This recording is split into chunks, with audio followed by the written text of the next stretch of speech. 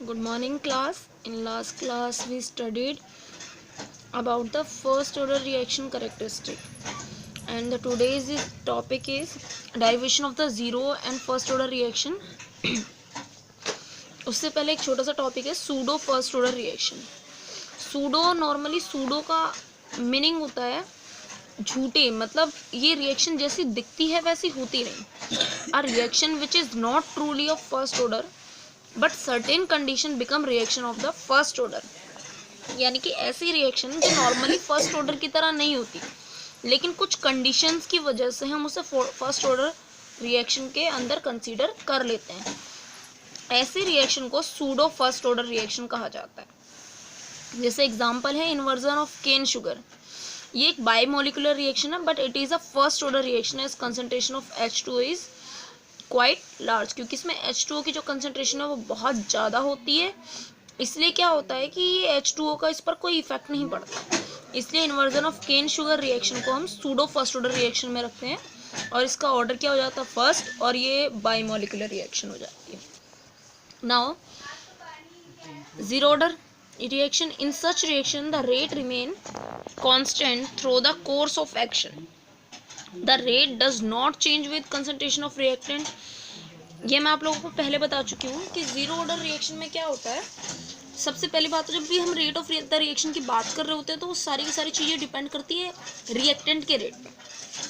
तो जब हम जीरो ऑर्डर की बात कर रहे होते हैं तो rate does not change with the concentration of the reactant. Rate पे कोई इफेक्ट नहीं पड़ता. ठीक है, रेट चेंज नहीं होता है with the concentration of reactant. Now हमने यहाँ पे एक रिएक्शन ली है H2 + Cl2. HV photochemical reaction, सारी photochemical reaction normally zero order में होती है. ये एग्जांपल है. जीरो ऑर्डर रिएक्शन जो होती है जनरली हेट्रोजीनियस सिस्टम में आकर होती है. The system is absorb on the surface of a solid catalyst, और ये surface of the solid catalyst में एब्जॉर्ब होती है. तो जीरो ऑर्डर रिएक्शन जो होती है जनरली हेट्रोजीनियस सिस्टम में होती है, जहाँ पे रिएक्टेंट जो है surface of the solid catalyst में एब्जॉर्ब होता है. ये इसका ग्राफ है. Variation of concentration with time. Concentration हमने वाई एक्सिस में ली है, टाइम हमने एक्स एक्सिस पे लिया है, और जो स्लोप की लाइन है वो नेगेटिव शो करते हैं क्योंकि डिक्रीज कंसंट्रेशन होती है रिएक्टेंट की. ना उसका डेरिवेशन. डेरिवेशन ये बायो वाले बच्चे थोड़ा अच्छे समझेंगे क्योंकि इसमें डिफरेंशिएशन और इंटीग्रेशन दोनों इन्वॉल्व है. तो सबसे पहले हम बात कर रहे हैं जीरो ऑर्डर रिएक्शन की. तो हमने एक नॉर्मल रिएक्शन लेनी है, जनरल रिएक्शन. ये ए हमारा रिएक्टेंट है, बी हमारा प्रोडक्ट है. क्योंकि हम जीरो ऑर्डर रिएक्शन की बात कर रहे हैं और जब हम कंसंट्रेशन लिखते हैं रेट लो के अकॉर्डिंग, तो वही मैंने बताई थी, जब हम छोटी चीज़ की बात कर रहे होते हैं तो डी यूज़ करते हैं, और जब हम थोड़ी बड़े रेट की बात कर रहे होते हैं इंस्टेंट की, तो हम डेल्टा यूज़ करते हैं. तो यहाँ पे हम डी यूज़ कर रहे हैं, तो हमारी रिएक्टेंट क्या हो जाएगा कंसंट्रेशन रिएक्टेंट की -dA/dt is equal to KA0. यहाँ पे ये नॉट ज़ीरो जो है वो ज़ीरो ऑर्डर की वजह से है, और किसी की भी पावर ज़ीरो होती है तो उसकी वैल्यू हम क्या मान लेते हैं 1, यानी -dA/dt इज इक्वल टू बराबर हो गया K के. ठीक है, तो फिर dt की मल्टीप्लाई हम K के इधर कर देंगे तो यहाँ पे आ जाएगा -dA is equal to KDT. उसके बाद करेंगे हम इसका इंटीग्रेशन. ये इंटीग्रेशन का साइन होता है. इंटीग्रेशन में क्या होता है, जो छोटी वैल्यू होती है उसका क्या करते हैं बड़ी वैल्यूज़ निकालते हैं, और डिफरेंशिएशन में क्या होता है बड़ी को छोटा करके निकालते हैं. जैसे मैंने आप लोगों को फॉर्मूला समझाया था कि अगर हम डिफरेंशिएशन की बात कर रहे होते हैं तो किसी की पावर n है तो वो n आगे आ जाती है और पावर 1 कम हो जाती है. यानी अगर किसी की वैल्यू 5 है, यानी x की पावर 5 है, और हमें इसका डिफरेंशिएशन करना है, तो हम क्या करेंगे 5 आगे ले आएंगे और एक पावर कम हो जाएगी, यानी आंसर क्या हो जाएगा 5x की power 4. Same as it is जब हम इंटीग्रेशन की बात कर रहे होते हैं तो इंटीग्रेशन में वैल्यूज़ बढ़ती हैं. तो इंटीग्रेशन का फॉर्मूला क्या होता है कि अगर x की पावर कुछ है तो उसमें +1 डिवाइड उसी पावर में नीचे भी +1. जैसे अगर x की पावर 5 है तो इंटीग्रेशन क्या होगा इसका x की पावर 5 + 1 डिवाइड 5 + 1, यानी आंसर क्या हो जाएगा x की पावर 6 डिवाइड 6. तो इंटीग्रेशन में वैल्यूज इंक्रीज होती है. तो यहाँ हम इंटीग्रेशन पढ़ रहे हैं, तो जब हम इंटीग्रेशन पढ़ रहे हैं तो ये जो स्मॉल वैल्यू है कैपिटल में चेंज हो जाएगी, तो यहाँ पे a बन जाएगा, और यहाँ dt है तो ये t में कन्वर्ट हो जाएगा. जब भी हम कोई इंटीग्रेशन करते हैं तो उसके साथ एक कांस्टेंट जरूर लगता है. यहाँ पे हमने i as a constant use किया है. ये हमारी इक्वेशन हो गई फर्स्ट. नाउ हम यहाँ पर रखेंगे t इज इक्वल टू 0 और a is equal to a naught, किसमें, इक्वेशन फर्स्ट में। तो जब हम t इज इक्वल टू 0 और a is equal to a naught रखेंगे, यहाँ पे हमने a is equal to a naught रखा, t इज इक्वल टू 0 रखा, तो i की वैल्यू क्या आ जाएगी, माइनस a नॉट। तो हमारी i की वैल्यू आ गई माइनस a नॉट। तो जो i की वैल्यू है ये हम फर्स्ट इक्वेशन में पुट कर देंगे जहाँ पे हमारा i था। तो ये इक्वेशन थी ये kt, यहाँ पे i होता था, तो i की जगह पे हम क्या पुट कर देंगे, माइनस a नॉट। तो a नॉट वाली वैल्यू इधर जाकर प्लस में हो जाएगी, तो a नॉट माइनस a हो गया, kt इधर आ गया, k डिवाइड में चला जाएगा। तो ये हमारी सॉल्यूशन आ गया।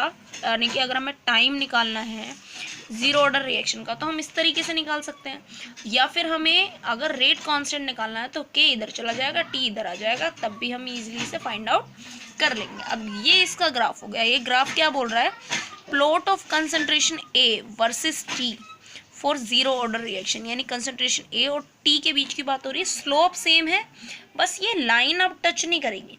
क्यों, क्योंकि वहाँ पे क्या हो रहा था, कंसंट्रेशन की वैल्यूज हमें पता नहीं थी और हम इनिशियल फाइनल दोनों शो कर रहे थे। यहाँ पे सिर्फ इनिशियल कंसंट्रेशन शो हो रही है, तो इसलिए ये वैल्यू नीचे टच नहीं करेगी।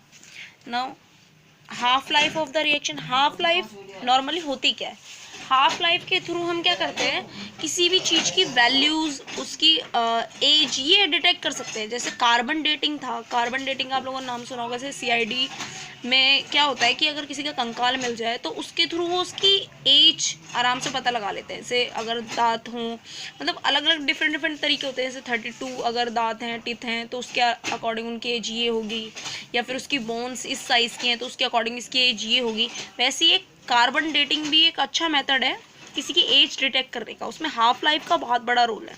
Half life normally age detect करने में हेल्प करता है, और ये ज़्यादातर जो है ये यूज़ होता है जो लैब्स होती हैं वहाँ पे।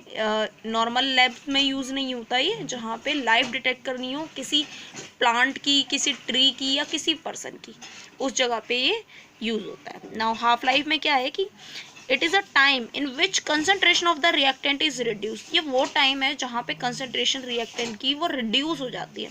कितनी हो जाती है, हाफ। यानी ओरिजिनल अगर ए नॉट थी तो उसकी क्या हो जाएगी, हाफ। तो यहाँ पे a is equal to A naught half और t is equal to T half. तो ये जो हमने अभी ऊपर इक्वेशन फाइंड आउट की थी, इसमें हम t is equal to T half put कर देंगे, और k की जगह k और a की जगह आ जाएगा हमारा a नोट हाफ। तो ये वैल्यू हमारी कुछ इस तरीके से आ जाएगी। सॉल्व करेंगे, 2 इधर जाएगा, 2 a नोट में से एक a नोट गया, एक a नोट बचा, डिवाइड 2k। तो यहाँ पे फॉर्मूला बन जाएगा t half directly proportional a naught. ये हमारी होगी half life of the reaction. Now ये तो जीरो ऑर्डर का डेरिवेशन था, same as it is first order का डेरिवेशन होता है। In this class of reaction, the rate of reaction is directly proportional to the first power of concentration of reactant substance। यानी कि इस class में क्या होता है कि जो रेट ऑफ द रिएक्शन वो डायरेक्टली प्रोपोर्शनल होता है फर्स्ट पावर के। तो जैसे हमने उसमें पढ़ा था, हमने यहाँ पे a की पावर 0 रखी थी और उसकी वैल्यू 1 हो गई थी, लेकिन यहाँ फर्स्ट ऑर्डर है तो हम 1 ही रखेंगे, तो ये 1 वैल्यू आई। फिर dt की मल्टीप्लाई इधर करेंगे, सेम एज इट इज चल रहा है पहले वाले डेरिवेशन की तरह। फिर दोनों साइड इंटीग्रेशन करेंगे, इंटीग्रेशन में क्या आ जाएगा, यहाँ पे एंटी लॉग और यहाँ के टी प्लस आई। फिर आई की वैल्यू निकालेंगे, T is equal to T zero रख के, A is equal to A naught रख के, तो आई की वैल्यू हमारे पास ये आ जाएगी। फिर आई की वैल्यू उठाकर हम इक्वेशन नंबर फर्स्ट में इस वाले में पुट कर देंगे, यहाँ पे ये वैल्यू आ गई। तो यहाँ पे हम एंटी लॉग वैल्यूज यूज़ कर रहे हैं, तो एंटी लॉग में क्या होगा, सारी चीज़ें सेम है हमारी, लेकिन वैल्यूज जो आएगी एंटी लॉग में आएगी। जब एंटी लॉग को लॉग में बदलना होता है तो 2.303 की मल्टीप्लाई कर देते हैं, लॉग ए नॉट अपॉन ए, हमारी ये फाइनल वैल्यू आ जाएगी और के आ जाएगा डिवाइड में। यहाँ पे के है वैल्यू, मतलब यहाँ पे जो हमारी वैल्यू यूज़ हो रही है वो के है। ओके, अगर यहाँ से टी फाइंड आउट करना है तो ये फॉर्मूला है, ऊपर वाली इनिशियल कंसंट्रेशन होती है, नीचे वाली फाइनल कंसंट्रेशन होती है।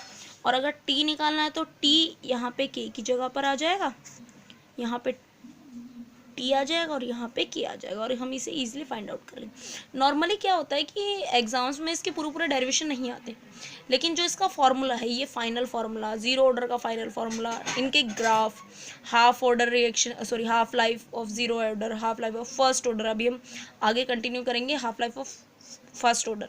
जो जीरो ऑर्डर का फॉर्मूला पढ़ा है, जो आपने जीरो ऑर्डर का डेरिवेशन पढ़ा है, डेरिवेशन पूरा आपको लर्न नहीं होना चाहिए आपको, लेकिन ये फॉर्मूला पूरा लर्न होना चाहिए, और इसमें क्या वैल्यू क्या इंडिकेट कर रही है भी, क्योंकि इस पर न्यूमेरिकल आता है। ठीक है, now we will continue in next class. Thank you.